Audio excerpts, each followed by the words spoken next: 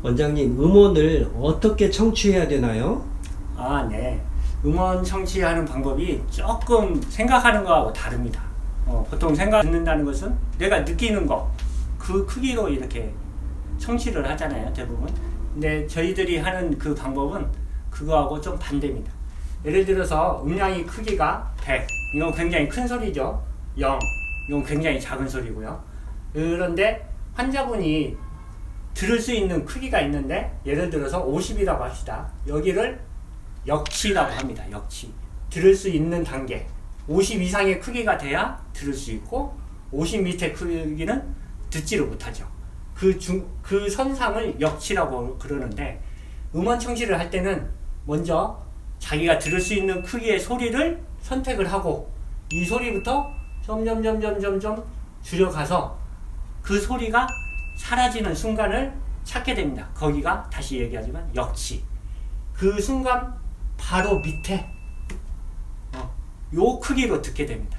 그러니까 사실 들으면 아무 소리가 안 들리게 듣는 것이 이 음원 청취 방법이 되겠습니다. 그러니까 이어폰으로 소리를 듣는데 처음에 소리를 약간 크게 했다가 점점 줄여가다가 소리가 안 들리고, 그 안 들리는 것보다 바로 한 단계 밑에 정도에서 듣는 게 맞는 거군요. 예, 그렇죠. 그러니까 틀어서 소리가 나오는 것을 확인하고 줄여가면서 점점 줄여가서 어느 순간 소리가 사라지면 거기보다 볼륨을 약간, 아주 약간 바로 밑에 단계에서 청취를 하는 것이 저희 음원 청취 방법이 되겠습니다. 왜 그렇게 들어야 되는지 좀 설명을 한번 해주시겠어요? 비유를 해보자면 저희들이 시력을 이렇게 좋게 하는 방법이 가까운 큰 물체를 이렇게 봐서 시력이 좋아지는 게 아니잖아요. 멀리 있는 물체를 자꾸 봐야 시력이 좋아진다고 흔히들 그렇죠? 이것도 마찬가지죠. 어떻게 생각해보면 큰 소리를 자꾸 듣는 것보다 작은 소리를 들어야 청력이 좋아지겠죠. 단순하게 생각을 해보면. 그런데 아까도 계속 얘기해본 것처럼 이 역치라는 단계, 요 수준에서 위에 있는 것은 소리가 듣는 단계이고요. 이 역치 바로 밑에는 소리가 들리지 않는 단계입니다. 그런데 소리를 아무렇게나 작게 해버리면, 예를 들어서 여기에서 청취를 하는 게 아니고 여기에서 청취를 한다. 그럼 터무니없이 멀리 있는 걸 본다고 눈이 좋아지는 건 아니잖아요.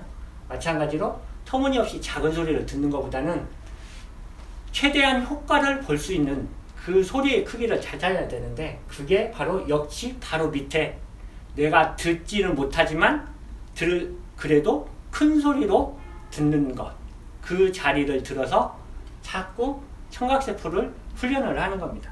이제 조금 어려운 얘기로 하면, 과학적으로 보면 그 해당 부위에 있는 청각세포를 훈련하기 위해서는 어느 정도 음파의 에너지가 필요한데, 너무 작은 음파로 하게 되면 너무 에너지 양이 작기 때문에 청각세포 자극량이 너무 작습니다. 그래서 최대한 좀 크게 해야 되는 거죠.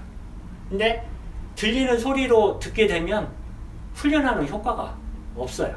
그래서 자신이 듣지 못하는 소리 중에서 가장 큰 소리를 찾는데, 그게 하는 방법이 안 들리는 거에서 바로 밑에 단계를 듣는 방법입니다. 그러면 그 환자들마다 그 역치가 다 조금씩 다를 수 있겠네요. 그럼요.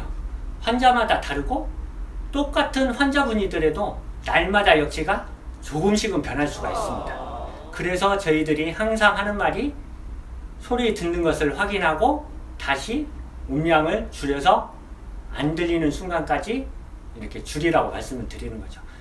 유심히 관찰해 보시면 전날은 50이었는데 그 다음 날은 48이 될 수도 있고, 그 다음 날은 51, 52가 될 수도 있습니다. 그날의 컨디션이나 여러 가지 상황에 따라서 그건 조금 달라질 수가 있거든요. 그 단계를 찾아서 열심히 청취하는 것은 환자분이 노력해 주셔야 될 부분이에요.